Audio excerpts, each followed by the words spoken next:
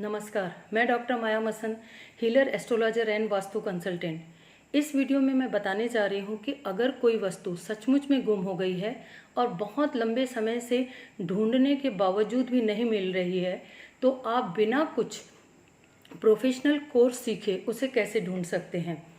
वैसे तो मेरे पास इस प्रकार के कोई भी केसेस आते हैं तो मैं सिंपली एक प्रश्न कुंडी बनाती हूँ और नक्षत्र और चंद्रमा के आधार पर ये बता देती हूँ कि वो वस्तु कब, कहाँ, कैसे और किसके पास मिलेगी, और वो अक्सर मिल जाती है।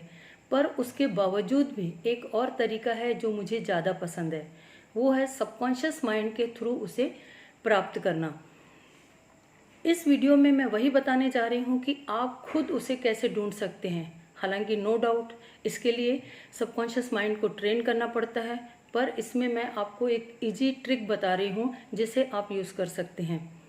अभी जो मैं तरीका बताऊंगी उससे हो सकता है आपको हंसी आए, पर यकीन मानिए ये हमारे बड़े बुजुर्ग सदियों से करते आ रहे हैं। मैंने खुद अपने घर में अपनी नानी को, अपनी बुआ को ये उपाय करते हुए देखा है। उस समय तो बहुत ज़्यादा आश्चर्य होता था, पर अब जाके मालूम पड़ा कि वही सबसे बेस्ट तरीका है जिससे कि आप कोई भी इस प्रकार से उपाय कर सकते हैं, कोई भी गुमी हुई चीज़ को ऐसे ढूंढ सकते हैं। उसके लिए आपको करना है एक चीज़ कि जो वस्तु गुम हो गई है, आराम से बैठिए पहले एक जगह और उस वस्तु के बारे में, उस चीज़ के बारे में अपने माइंड में सोचिए। देखिए वो वस्तु कैसी दिखती है। उसके बाद आपको, आपने जो भी साड़ी पहनी है या ड्रेस पहना है, उसके दुपट्टे में या साड़ी के शोर में आपको एक कोने में, पल्लू में यानी, आपको गठान बांधनी है।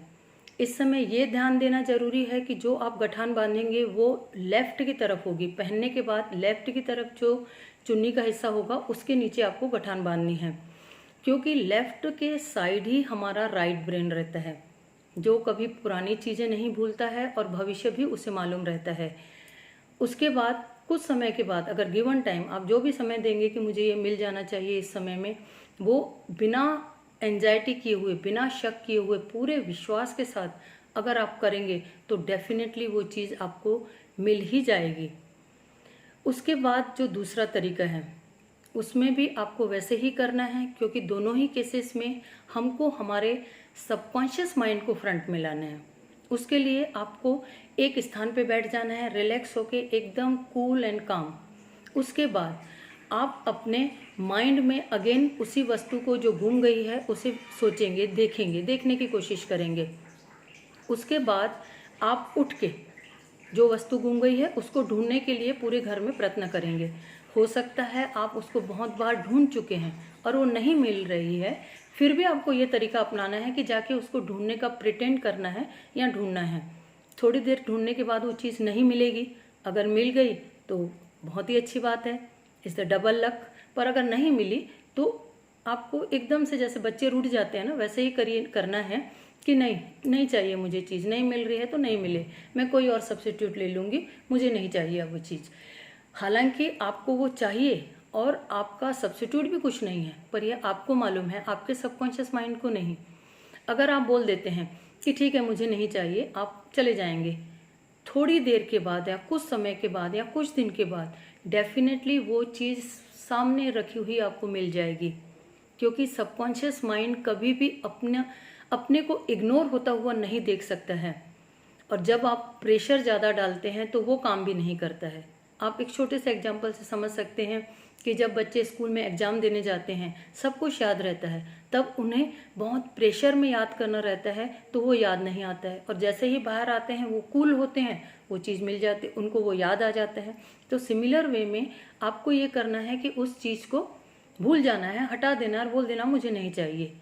ये सुन के अभी आपको लग रहा होगा कि ये कैसे काम करेगा, पर आप ट्राई करिए। अगर एक बार सफलता नहीं मिले तो कोई बात नहीं, दोबारा कोशिश करिए।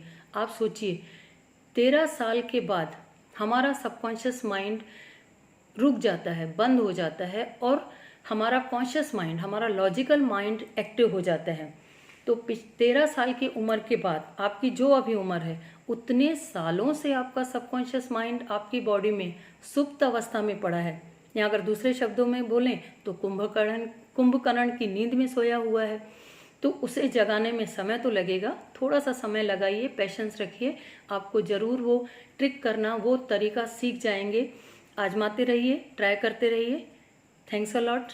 आई होप आप इसे ज़रूर ट्राई करेंगे। Have a happy, healthy and successful life.